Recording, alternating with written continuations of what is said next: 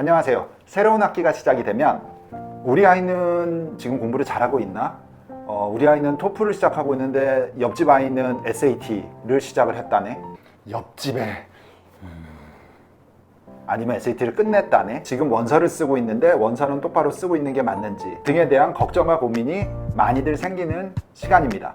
그래서 준비한 이 시간, 우리 아이 고등학교 생활 잘하고 있는 게 맞나요?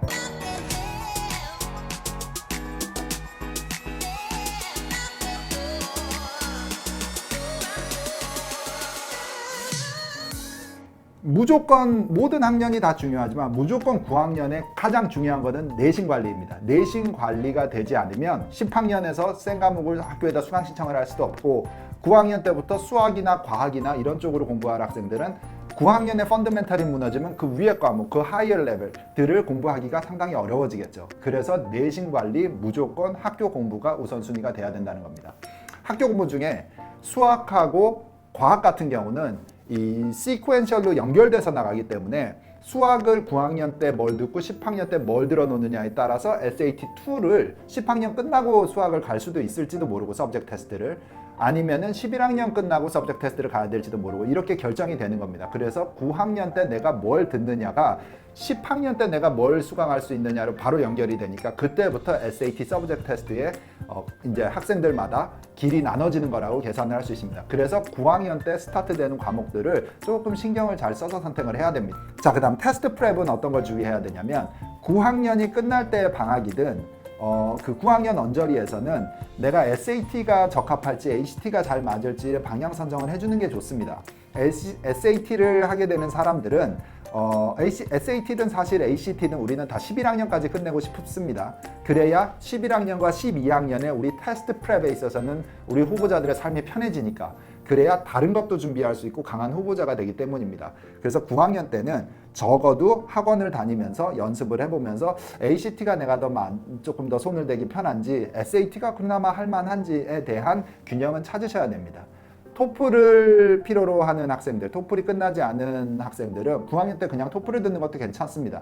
SAT는 어차피 10학년, 11학년에 몰아서 해도 되기 때문에 9학년 때에 토플의 기본을 못 끝내놓으면 이게 뒤로 쳐져서 10학년에 토플마저 들어야 되는, 아니면은 옆에 아이들 또 다 다니고 있으니까는 나도 SAT 학원을 들을 경우에는 솔직히 선생님이 무슨 말 하는지도 모르겠고 그냥 시간만 가고 그렇게 허비가 되는 수도 있다는 거죠. 이제 10학년이 되면 10학년이 조금 더 간단한 학년에 속할 수 있습니다. 비교적 10학년이 되면 뭐 똑같아요. 내신은 잘해야 됩니다. 일단 왜냐면 9학년보다 과목은 어려워져서 내신 과목은 힘들어졌지만 이제부터 공부하는 과목들에서 내가 뭘 좋아하고 뭘 잘하고 대학교에 갔을 때 어떤 계통의 공부를 하고 싶다라는 전공 정도가 슬슬 윤곽이 나올 때니까 이때의 내신이 11학년까지 무조건 연결이 된다는 겁니다. 자, AP 학교를 다니는 아이들은 AP 과목을 10학년에 하나 정도는 수강할 수 있으면은 학교가 허가를 해준 다음에 하나 정도를 듣는 학생들이 있습니다.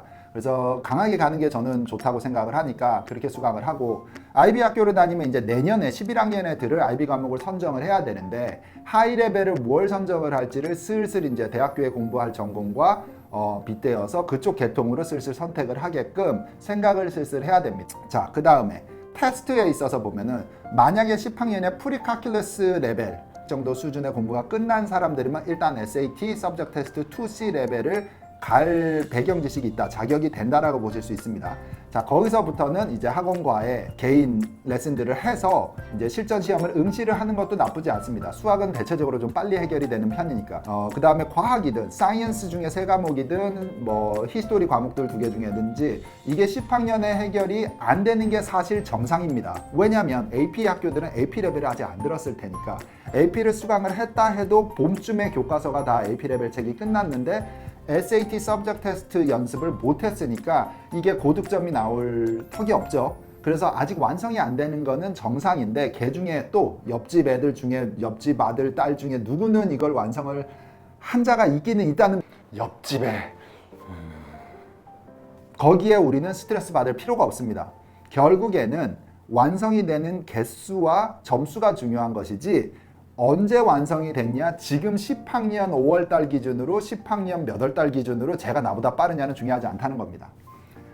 그래서 수학은 할 수 있으면 시작을 한다, 마무리까지 되면 좋다지만 그 이상의 과목들은 되면은 좋지만 굳이 막 엑스트라 시간까지 쏟아부으면서 꼭 해야 되는 건 아니다. 이건 11학년 때 해도 된다는 내용이었습니다. SAT와 ACT는 하지만 SAT와 ACT는 무조건 점프를 시켜야 됩니다. 이건 슬슬 준비를 하는 것도 아니고 이 시기에 가장 많이 학생들이 점프를 합니다. 보통 SAT 같은 경우는 뭐 200점에서 한 300점까지 점프를 시켜야 됩니다. 그러면 내년에 SAT를 다시 수강을 듣는다거나 할 때는 한 100점 정도 오르면서 마무리 단계 정도로 생각을 할 수가 있고, 가장 점프를 많이 하는 구간은 처음에 공부할 때부터 중간 단계까지니까 지금 올리셔야 됩니다. 10학년에는 방학 기간을 활용을 해서 SAT와 ACT 이런 스탠더다이즈 시험을 올린다.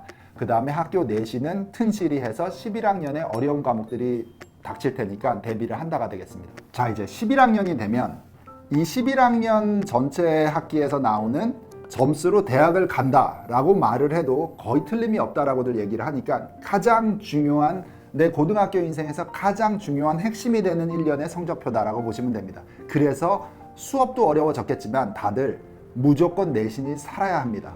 내가 학기가 시작했어요. 자, 9월이 됐는데 조금 과목이 어려운 것 같다, 내가 좀 흔들리는 것 같다면 바로 뭐 부모님께나 아니면 내가 도움을 요청을 해야 됩니다. 학교 선생님한테의 도움부터 친구의 도움, 개인 과외의 도움, 뭐 우리도 학기 중에 학기 관리를 하는 학생들이 많지만 이 내신이 무너지면 요즘 추세에는 대학교들이 SAT 성적보다 ACT 성적보다 이 내신이 무너지면 감점을 훨씬 많이 준다는 추세이기 때문에 주의하셔야 됩니다.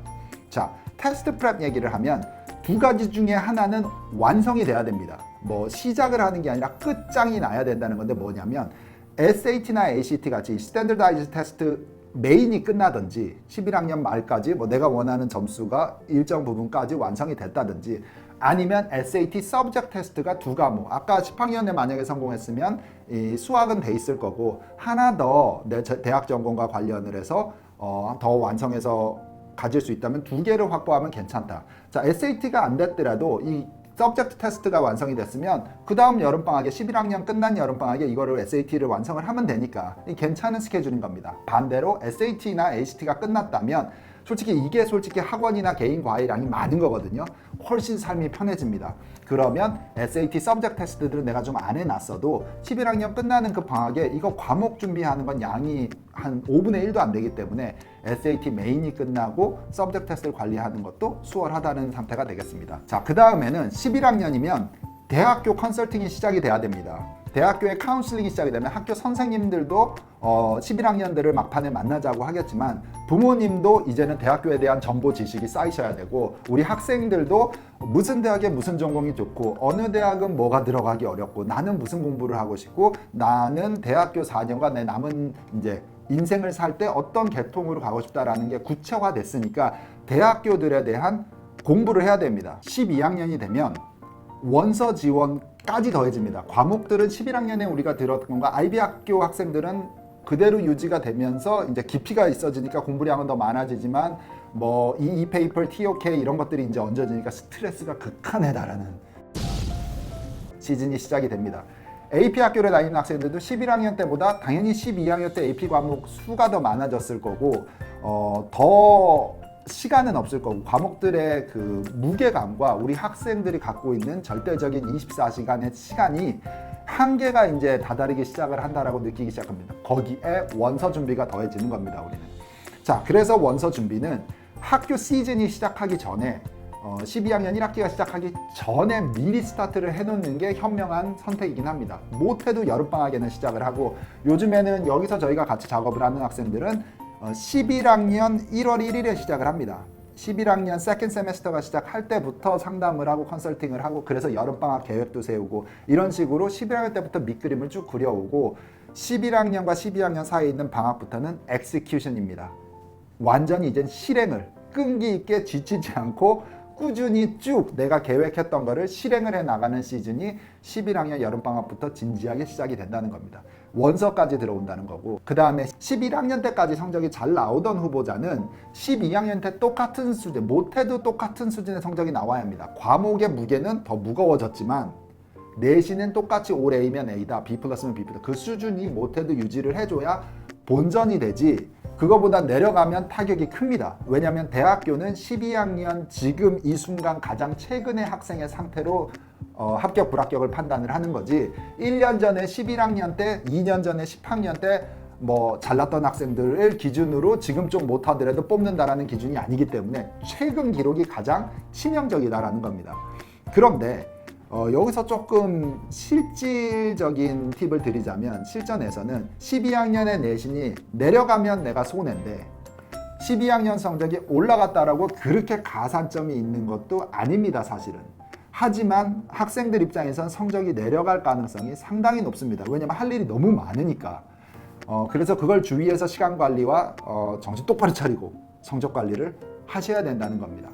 그 다음에 테스트 준비는 아직까지 남은 마무리해야 되는 테스트들이 누구나 조금씩 남아있는 게 정상입니다. SAT1을 한 번 더 가든지 SAT1이 끝났는데 ACT를 한 번 더 간다든지 SAT 서브젝트 테스트가 남았든지 뭐 다 했어 이거를. 그런데 아직 토플이 남았든지 12학년들이 얼마나 스트레스를 받는지를 제가 설명을 드리면 8월에 SAT, 8월 말에 SAT 보죠. 자, 9월에는 ACT 보죠. 9월에 이제 학기가 막 시작해서 책이 이러지 말고 이게 제가 그림으로 그려서 한번 설명을 해봐 드릴게요. 자, 보시면요. 8월, 9월, 10월, 11월, 12월 이렇게 12학년의 스케줄이 있다고 치고 여기서 보시면은 자, 8월에는 8월 말에 SAT 있습니다. SAT를 본다. 자, 그 다음에 여기 응시를. 그럼 9월에는 이제 9월 중순쯤에 ACT도 있고 자, ACT를 보고 나면 이제 학교 시작합니다. 여기서. 그래서 내신 관리도 하고 뭐 쭉 이제 시작을 할 거예요. 9월을 지내고 나면 그러면 이제 슬슬 10월에는 SAT가 첫째 주 토요일에 있거나 SAT 서브젝트 테스트가 있습니다. 2가. 자, 이거를 보든지 아니면 ACT를 또 가는 사람들이 있을 거고 이거와 이거를 갔으면 이거 중에서 하나만 가는 사람도 있겠지만 어쨌든 시험 스케줄이 이렇게 돼 있습니다. 그러고 나니까 중간에 여기서 이제 학교 시험들이 껴있는 사람들이 많아요. 학교 중간고사. 그 다음 미드텀을 하고 났더니 여기서 이제 얼리 디시전, 얼리 액션에 대한 원서 지원을 하라고 합니다. 10월 말까지 마감이니까. 그리고 이제 한숨을 겨우 돌렸어요. 여기 최악입니다. 10월에는. 자, 그리고 11월이 되니까는 여기 11월 첫째 주에 또 SAT 아니면 SAT2가 한 번 더 있습니다. 첫째 주 토요일. 자, 그거를 봤다. 그러고 나서 정신을 차리니까는 여기 원서 썼는데 이제 월 말에 UC 원서가 하나 더 남아있네. UC 원서 준비를 하고 UC 원서 제출을 해야 됩니다. 10월 말까지니까 이거는. 근데 이 UC들 말고도 뭐 다른 학교들 예를 들어서 뭐 유니버시티 워싱턴이라든지 이런 학교들이 중간에 걸려요. 11월 15일 마감 있는 학교들도 많습니다. 학교마다 데드라인이 중간에 걸리면 그거들도 섞어서 지원을 해야 되고. 자, 그 와중에 이제 12월이 되면은 여기서 이제 중간에 여기 또 SAT하고 SAT2는 있는데 여기서 완성이 안 된 사람들은 또 가겠죠. 자, 그리고 여기 중간에 딱 파이널 이그잼이 걸려 있습니다. 그러면은 이제 겨울방학, 윈터 브레이크 시작이 되는데 윈터 브레이크 전에 디시전 발표도 나오고 하겠지만 윈터 브레이크 하는 이 한 12월 달에는 한 뭐 2주 되나요? 이 기간 전에 이미 1월 달에 지원할 레귤러 라운드 원서들을 다 써놔야 됩니다. 그게 뭐 보통 몇 개 돼요? 한 뭐 8개에서 12개. 학교들의 원서를 다 써놓지 않으면은 이 방학 동안에 뭐 어마어마한 작업을 해야 되니까 이게 바로 12학년들의 스케줄인데 여기서 하나 얘기 안 한 거는 학교 내신 GPA와 특별활동은 빠져 있습니다. 이 GPA가 여기서 어딘가에서 이런 시험 준비하고 원서 쓰고 에세이 쓰고 하느냐고 무너지면 그러면 또 대학교는 어차피 실패를 한다. 이게 12학년의 보편적인 스케줄입니다. 어떤가요? 제가 지금까지 말씀드린 내용 중에서 제일 중요한 거는 그래도 9학년부터 12학년까지는 내신이 제일 중요하다는 겁니다. 예를 들어서 토플이나 뭐 SAT, ACT 이런 시험들은 이번 시험을 내가 망쳤다면 다음 달 또 다음 시즌에 가서 복구를 하면 되지만 9학년이나 10학년이나 이렇게 지나간 학년의 내신이 망가진 것은 다시 시간을 돌이켜서 그 내신을 어떻게 바꿀 수가 없습니다. 리커버할 수가 없는 상태니까 이 내신 관리가 가장 중요한 이유가 되겠고 매주마다 매달마다 과제물 시험을 제때제때 제일 잘 처리를 해야 또 그게 쌓이고 쌓여서 좋은 프로필이 되니까 꼭 주의하세요. 이번 주제에 관해서 추가로 궁금한 사항이 있으시거나 원하는 다른 주제가 있으신 분들 아래 댓글에다가 글을 남겨주세요. 다음 영상 보시기 전에 좋아요도 한번 꾹 눌러주시고요. 카카오톡으로 앤디프랩을 검색하셔서 추가를 하시면 매주 다양한 뉴스들을 저희가 업데이트해서 소식으로 알려드리겠습니다. 자, 그러면 저는 다음 영상을 준비하러 가겠습니다.